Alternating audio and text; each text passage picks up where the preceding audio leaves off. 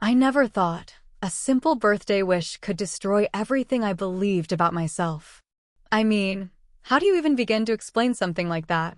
Something so small, so innocent on the surface, unraveling everything underneath. Your morals, your marriage, your identity. It didn't happen in a rush. There was no dramatic thunderclap or flashing warning sign. It was quiet, like a whisper that turns into a scream only after the silence has done its damage. It started with a look, my stepson's eyes wide and wounded, like he was carrying years of loneliness behind them. Eyes that weren't looking at me like a stepmother. No. That night, it felt like he was looking at me like I was the only person left who could save him. Or see him. Or love him. And you know what's scary? Part of me wanted to be that person. The nights before that moment were quiet. Too quiet. I'd lie in bed next to my husband, hearing nothing but the hum of the ceiling fan and the louder hum in my own chest. I'd turn to him, hoping he'd roll over, hold me, ask me how my day was. But he didn't. Not anymore. Maybe he never really did. I'd cry sometimes, quietly, not because something bad happened, but because nothing happened. Nothing ever changed. Nothing felt alive anymore. And it's a strange kind of grief when the person you love is still next to you, but you feel completely alone. The house itself felt hollow, like even the walls were tired of pretending. Dinner was always this delicate dance of forced smiles and clinking forks. We were a family in theory, not in spirit. And then came his birthday. My stepson, Ethan, 19. Just a boy to some, but to me, he was more than that. Not in the way you're thinking, not then. But he was the only one in that house who saw me. He had this quiet way about him. Thoughtful. Observant. He'd watch me when he thought I wasn't looking. Not with lust, at first, but with curiosity. Almost like he was trying to figure out if I was as lonely as he was. And maybe I was. That night, after dinner, after my husband had gone back to his office to finish work, as usual, Ethan sat with me in the kitchen. The candles still burning low, the smell of cake lingering in the air. He said one thing. Just one line. If I could have one wish, just one. I'd wish to feel close to someone again. It was so raw, so honest. My throat tightened, and all I could do was nod. I didn't know what to say, but something cracked open in me in that moment. Something I thought I had sealed off a long time ago. And then, a few days later, he came to me with a letter. He said it was just fiction. Just a story he wrote. But I knew better. It wasn't fiction. It was a window into something dangerous, something beautiful, something broken. I said yes. But to what exactly? That's the part one still can't answer. Was I saying yes to him? Or was I saying yes to feeling alive again? Yes to being wanted, seen, held, if only for a moment? I don't know. And every night since then, I ask myself the same question. Over, and over, and over. And now, here I am, telling you this. Because maybe, just maybe, someone out there understands. If you think you've seen it all, wait until you hear this. Hit subscribe to Shocking Infidelity Saga and buckle in for a true story that will leave your jaw on the floor. And please leave a comment if you've ever been torn between duty and desire, if you've ever felt invisible in your own life, or if you've ever said yes to something you couldn't explain. Because this story? It's only just beginning. I guess to understand how it all happened, you'd have to know who I was before I said yes. I'm 38. I've been married before. And I've been divorced. So when I met Daniel, I wasn't looking for anything serious. But he had this calm about him, this kind of quiet steadiness I mistook for strength. He was a widower. Said he wasn't ready to love again, but he needed companionship. I didn't mind. At least not at first. He was polite. Respectful. He made promises. He seemed safe. But safe doesn't always mean full. Or warm. Or alive. We got married after a year. It felt like the right thing to do. I moved into his house, the one he shared with his late wife. Her presence was still there, in every corner. Her favorite curtains in the kitchen. Her books still on the shelf. Her perfume bottle still on the bathroom counter, untouched but not thrown away. I never said anything about it. I didn't want to seem insecure or jealous of someone who wasn't even here anymore. But every time I opened a cabinet and saw her handwriting on a recipe card, I felt like a visitor. Like I was borrowing someone else's life. Daniel, he's a good man. He works hard. Comes home late. Eats dinner in silence. He asks how my day was, but only in the way someone says, "Bless you," after a sneeze. Out of habit, not care. At night, he turns away from me, always facing the window. I learned to fall asleep without expecting his arm to reach for me. That's just how it was. I tried. God, I tried. I made dinners. I planned weekend trips. I left notes in his jacket pocket just to see if he'd say something later. He didn't. Eventually, I stopped trying. And then there's Ethan. He was 16 when I first met him. 19 now. Tall. Quiet. Kind in a way that felt old for his age. He was always more emotionally aware than the adults in the room. Like he had to grow up too fast. He adored his mother. That much was obvious. He didn't talk about her often, but when he did, it was with this softness in his voice. Like even her name was a fragile thing. At first, I didn't know where I fit in his world. I wasn't trying to replace her. I couldn't. And I didn't want to force anything. I kept my distance, smiled when I passed him in the hallway, asked him if he needed anything when I made dinner. He rarely needed anything. But over time, he started lingering. Not long conversations. Just moments. He'd sit at the kitchen counter while I cooked. Sometimes he'd ask me why I always wore my hair tied back, and I'd laugh and say it kept it out of the food. Then he'd say it made me look too serious. Little things. Small exchanges. But they stayed with me longer than they should have. The house we lived in, it was big. Too big. For bedrooms. Wide windows. A backyard with a fence that needed fixing. On the outside, it looked like a perfect little life. But inside, it was quiet. Cold. Like everyone had agreed to keep their feelings sealed up in separate rooms. Sometimes, I'd hear Ethan playing the piano. Not anything loud. Just soft notes. Sad ones. And I'd find myself standing in the hallway, just listening. Not because of the music, but because it was the only moment the house felt alive. I started to notice how often we were left alone. Daniel working late. Business trips. Last-minute meetings. Always a reason. Always a distance. And with that distance, something started to grow. Not out of lust. Not even out of attraction at first. Just this. Gravitational pull between two people who were both starved for connection. I longed for laughter. For warmth. For someone to ask me how I was and actually listen to the answer. And Ethan, he just wanted someone to see him. To notice him. To fill the silence his mother left behind. We were never supposed to become anything. I was his stepmother. I was supposed to be the adult. The boundary. The safe place. But boundaries blur when you spend every day pretending you're okay. And safety starts to feel like a prison when the door is always locked from the inside. Looking back now, I can see the cracks were always there. In the way Daniel barely touched me. In the way Ethan's eyes searched mine for answers I didn't have. In the way I smiled through dinners that felt like obligations, not family. I wasn't unhappy because I married a bad man. I was unhappy because I disappeared inside a life that looked fine on the outside, but hollowed me out on the inside. And when someone finally noticed that I was still in there, still alive, still needing, still aching, part of me reached out, without even realizing I had.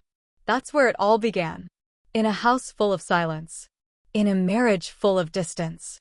And in a in a young man who saw me when no one else did. Ethan's 19th birthday crept up on us quietly. There was no planning. No excitement. Daniel barely remembered until I reminded him the night before.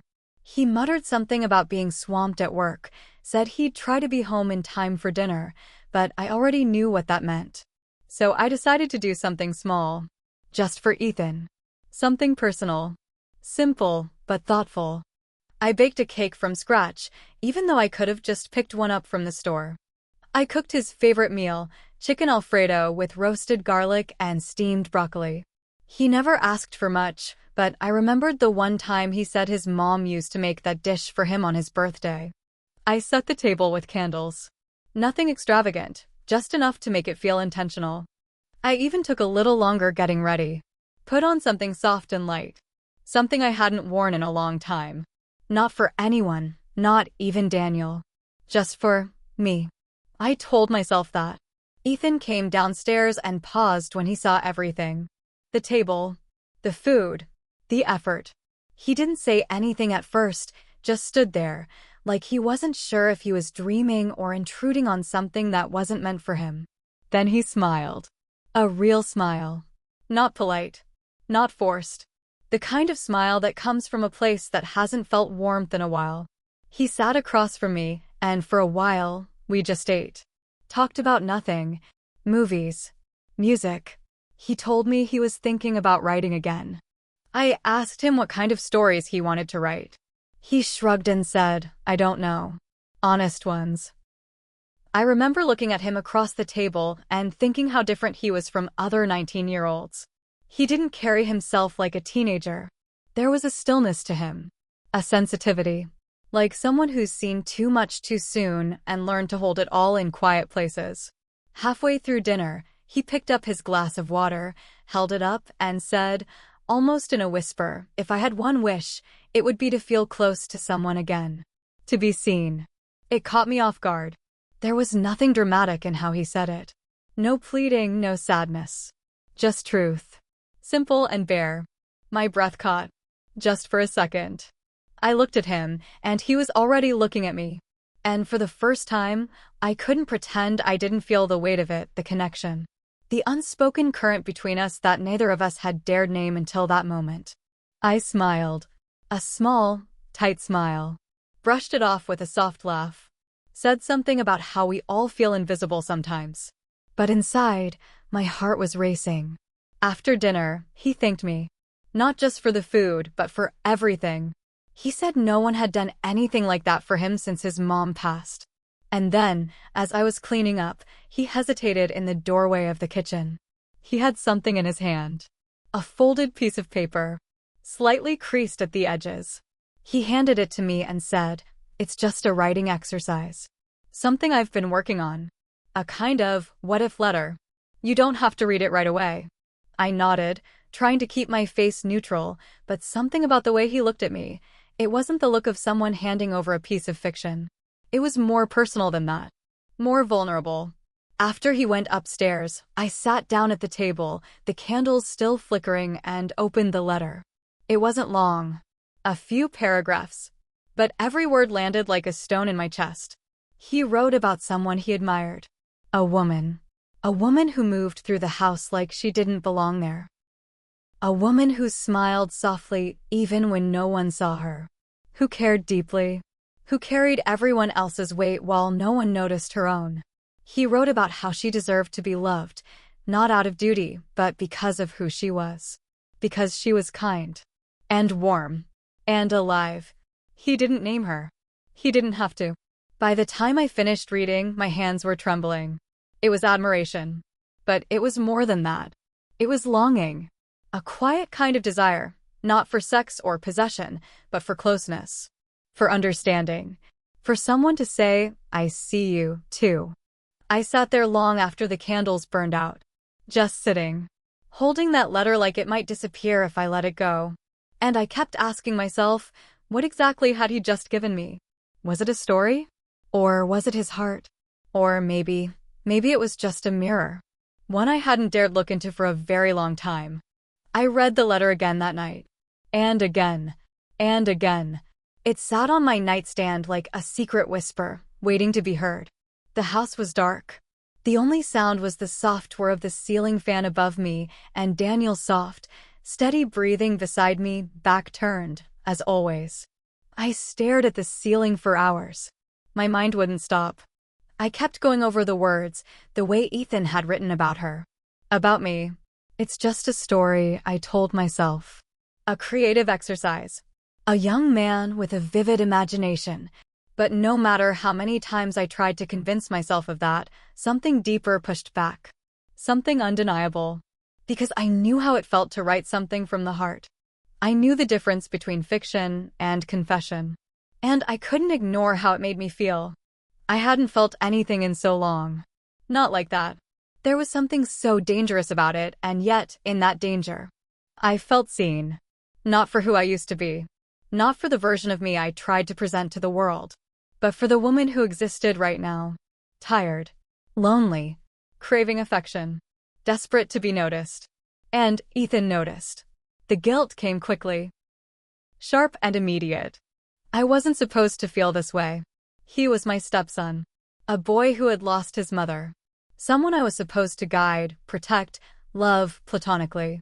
I turned away from Daniel and stared at the curve of his back, trying to remember the last time he'd touched me. Really touched me. Not out of obligation, but out of want. I couldn't remember. Our last anniversary, he forgot. Didn't even come home until after midnight. Said he had a meeting. Brought me cold takeout and a tired apology. No card. No flowers. No kiss. I'd spent that evening alone on the couch, watching old wedding videos, trying to convince myself that maybe we just hit a rough patch. But rough patches aren't supposed to last years. And the nights became unbearable. I'd lie there next to a man who didn't even glance in my direction. My body could be inches from his, and yet it felt like I was on the other side of the world. Sometimes I'd go to the bathroom and stare at myself in the mirror. No makeup. No soft lighting. Just me. And what I saw was a woman slowly disappearing. My skin looked tired. My eyes were dull. My smile, when it appeared, looked like it belonged to someone else. I tried so hard to be enough. To be supportive. To be patient. To be understanding. But being understanding all the time, it starts to feel a lot like being invisible. And then along came this letter. This unexpected, quiet gift from a boy who had every reason to be broken, and yet somehow still managed to offer something beautiful. I started to see him differently after that. Not because I wanted to. Because I couldn't help it. The next morning, I found him in the kitchen, pouring himself coffee. He looked up at me, just for a second, and something passed between us. Nothing was said, but it didn't need to be. I noticed his gentleness. The way he moved, carefully. The way he spoke, softly, with thought. I noticed how he listened when I talked, how he waited for my answers. How he laughed when I made silly jokes, not out of politeness, but real laughter. The kind that made my chest warm. I hadn't heard laughter like that in this house in a long time. I tried to keep my distance. Tried to focus on chores, errands, anything to pull my mind away from the edge I felt myself slipping toward. But the more I tried to avoid it, the more I started feeling alive. It was a horrible thing to admit, but it was true. For the first time in years, I felt awake. Awake to my body, to my thoughts, to the way I used to feel when love was new, when attention was sweet, when desire wasn't a sin, it was a gift. And that made the shame even worse. Because what kind of woman feels alive because of something like this? I began questioning everything. Was it just loneliness? Was it the years of neglect catching up to me? Or had I been broken in places so long that even the smallest drop of warmth felt like a wildfire? I told myself Ethan didn't mean anything by it. That maybe it was a fluke. Maybe I was projecting. Maybe I was just reading too much into something that wasn't there. But then I'd catch him looking at me again. And it wasn't a childish gaze. It wasn't confusion. It wasn't an accident. It was knowing. And somehow, even in that knowing, there was kindness. Not lust. Not manipulation.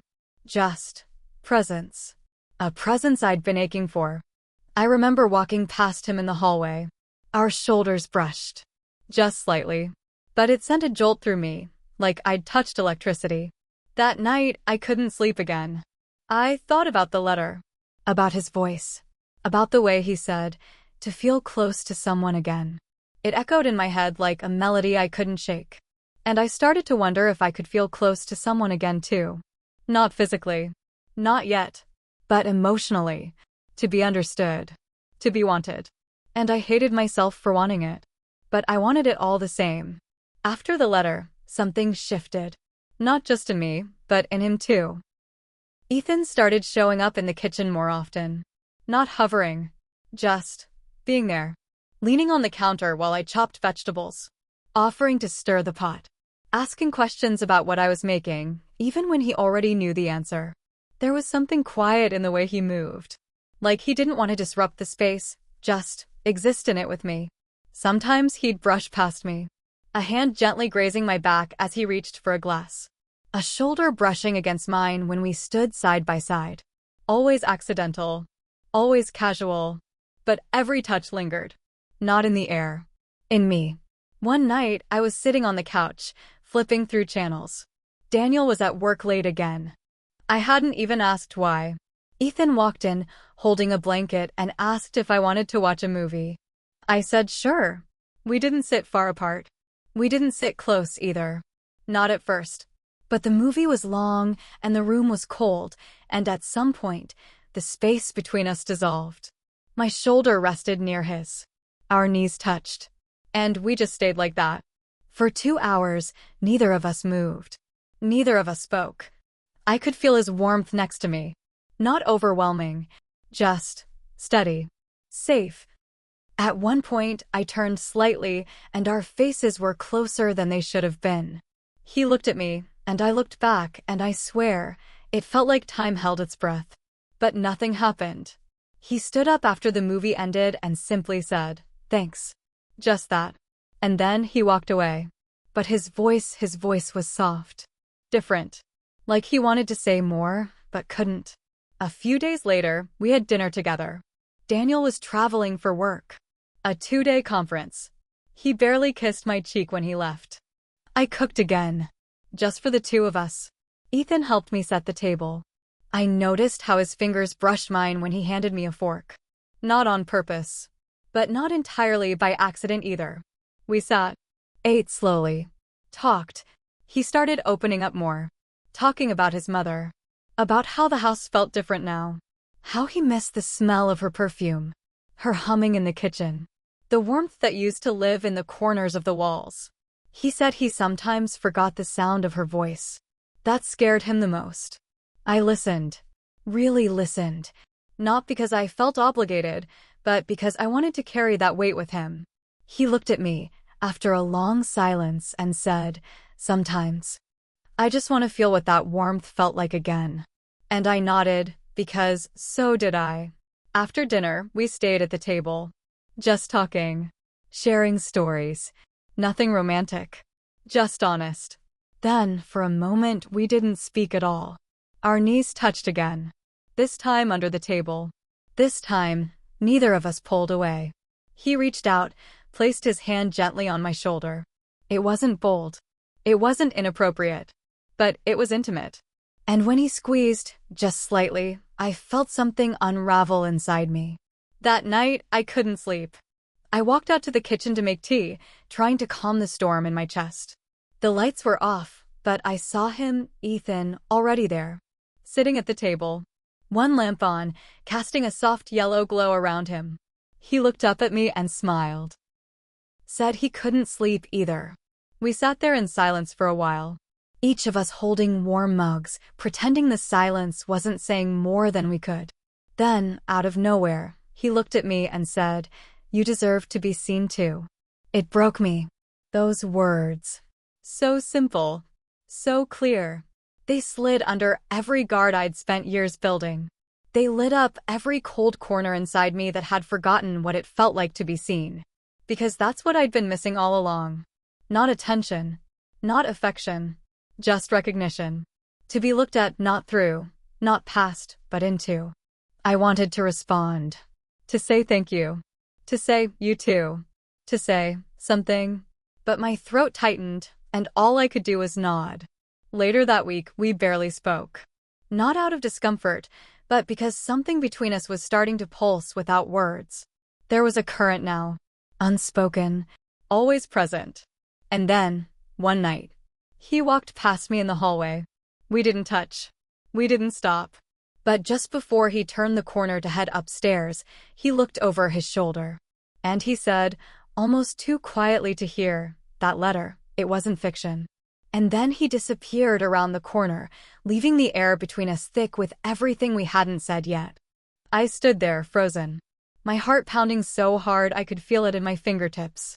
I didn't move. I just stood there. And I knew.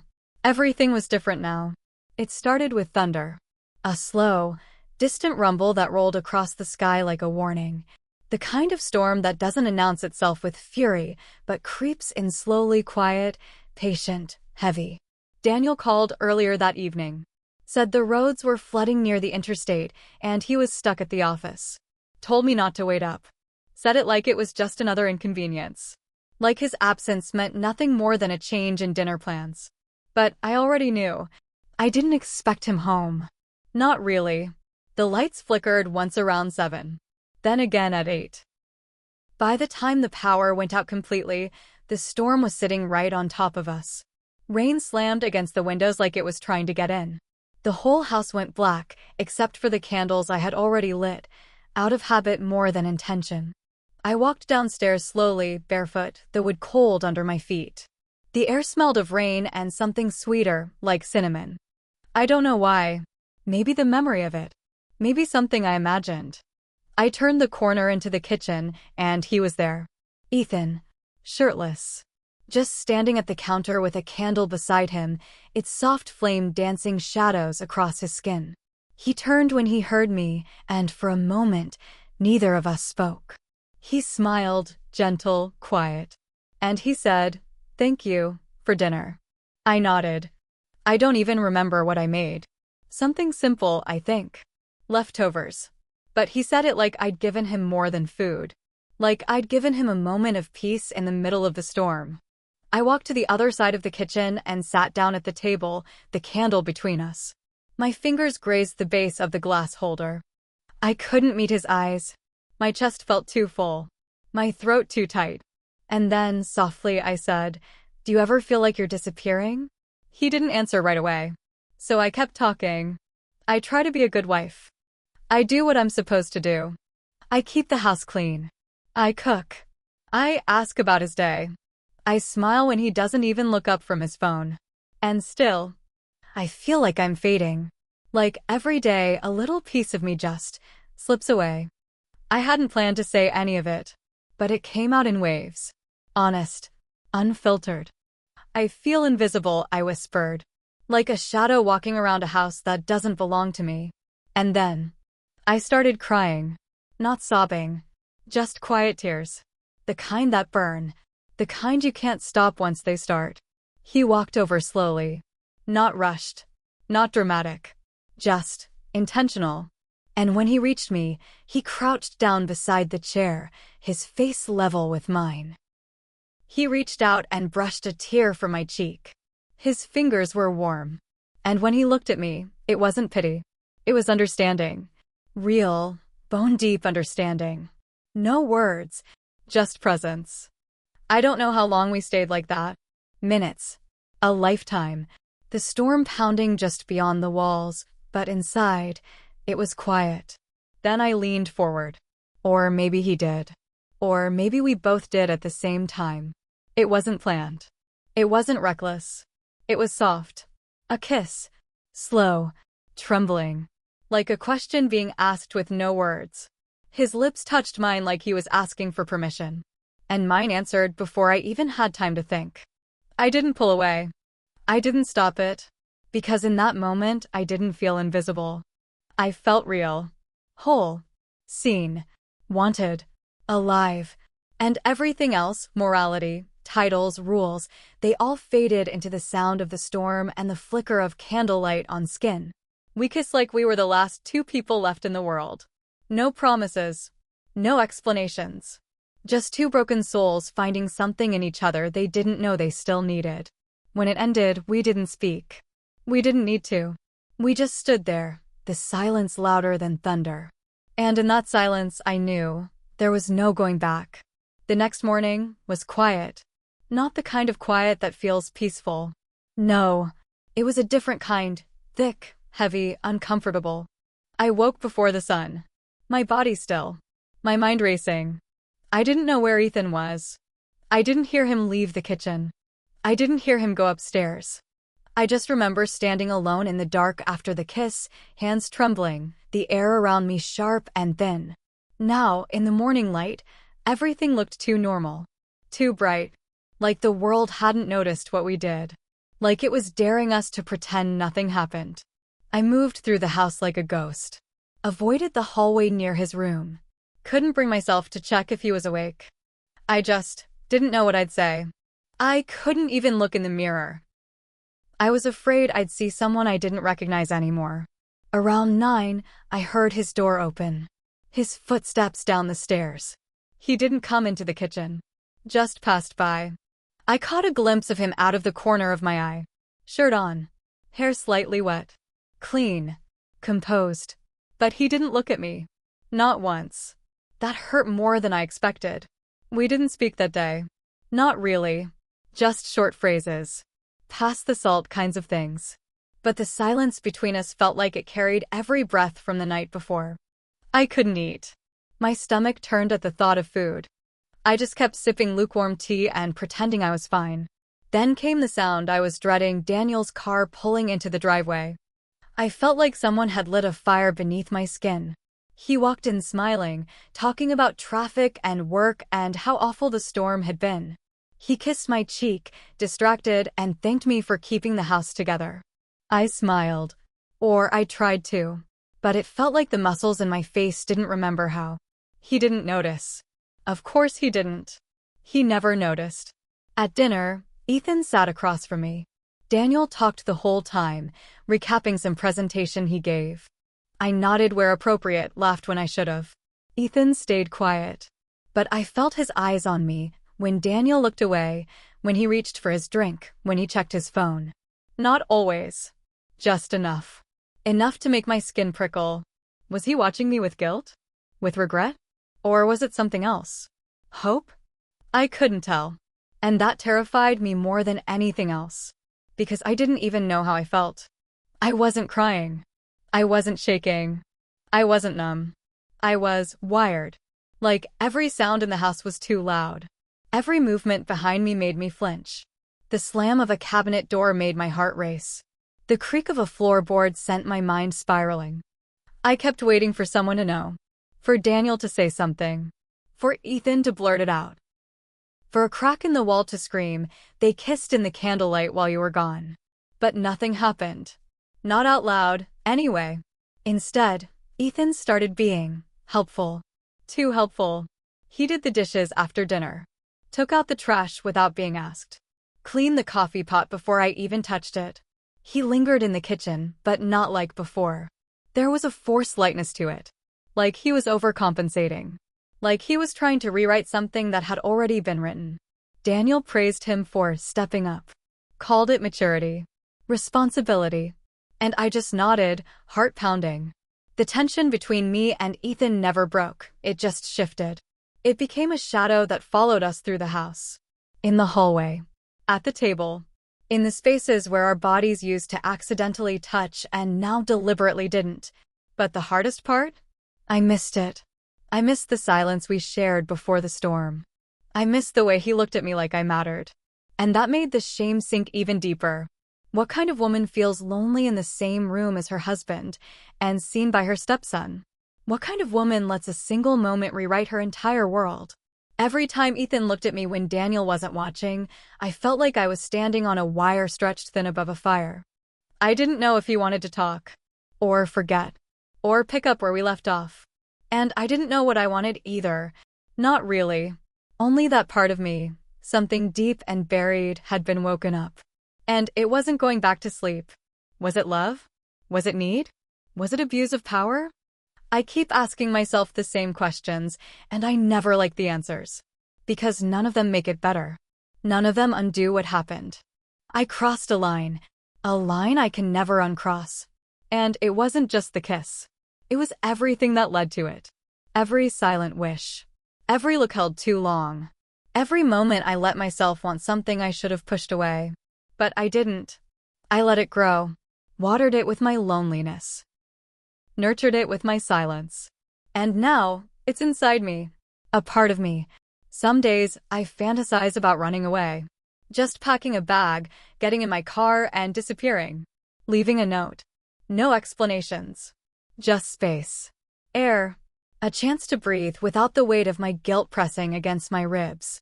Other days, I imagine telling Daniel everything. Just laying it all out in the open. Begging for forgiveness I know I don't deserve. Watching the pieces of our life crash to the floor and finally saying, "There, that's the truth. Are you happy now?" But most of the time, I just pretend it never happened. I get up. I make breakfast. I fold laundry. I smile when Daniel kisses my cheek and says he'll be home late again. I laugh at Ethan's jokes when we pass each other in the hallway. I pretend. I pretend really well. But pretending doesn't quiet the questions. Was Ethan okay? Really okay? Did he know what he was doing? What he was inviting? Or was he just a boy reaching for something warm, something safe, mistaking grief for desire, longing for connection? Was I just filling a space his mother left behind? Or did he really want me? And which answer would make me feel worse? I think about that night more than I should. The softness of it.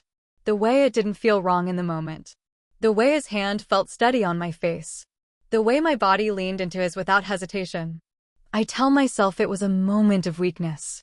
But the truth is, I still yearn for it. That kiss woke something up in me that I thought was long gone. It made me feel like a woman again. Not just a wife. Not just a role. But a woman. And that's the part one hate myself for. The yearning. Because even now, when everything should be over, when I should be ashamed and certain and closed off, I still want to feel that again. I still want to be seen like that again. And I can't tell anyone. So I carry it. I carry it in my body. In my silence. In the way I move through this house, which used to feel cold. And now feels like it's watching me. Even the walls feel judgmental now. The way they creak when I pass. The way the silence settles too heavy in certain rooms. It's like the house knows. Like it remembers. And I wonder if Ethan remembers too. Or if he's already moved on. If it was just a fleeting moment for him. A line crossed and left behind. But then I catch him looking at me sometimes, just briefly, and I see it. The memory. The weight. The same questions I ask in my head, I see them flicker in his eyes. I wonder how long we can live like this. Acting normal. Smiling through the wreckage. Waiting for the guilt to fade or the truth to rise. I don't know which will come first. I've never told anyone this before. Not a friend. Not a therapist. Not even myself, not out loud, anyway. But now that it's here, out in the open. I don't know if I feel relief or shame. Maybe both. I still don't know what that night truly meant. Whether it was a moment of weakness or the first honest moment I've had in years. I don't know if I was the villain or the victim of my own emptiness. I don't know if Ethan saw a woman he desired or just someone to hold on to when the world felt too cold. And I don't know what scares me more, what we did, or how much I want to feel it again. Would you have done the same? If you felt unseen, unloved, untouched for years, if someone looked at you like you mattered, like you were still alive, would you have said no? Or would you have said yes, like I did? I don't need judgment. I already do that enough on my own. But I do wonder, what do you think I should do now? Do I confess? Do I bury it? Do I keep pretending that nothing happened while it eats away at everything I thought I was? Comment your thoughts below. Was it a betrayal born of weakness, or a hidden truth that finally surfaced? And if you want more stories like this, raw, real, the kind of secrets no one dares to speak out loud, subscribe to Shocking Infidelity Saga. Because every week, we go where others won't. Into the quiet corners of broken hearts. Sometimes the deepest betrayals aren't the ones you commit against others. They're the ones you commit against your own soul.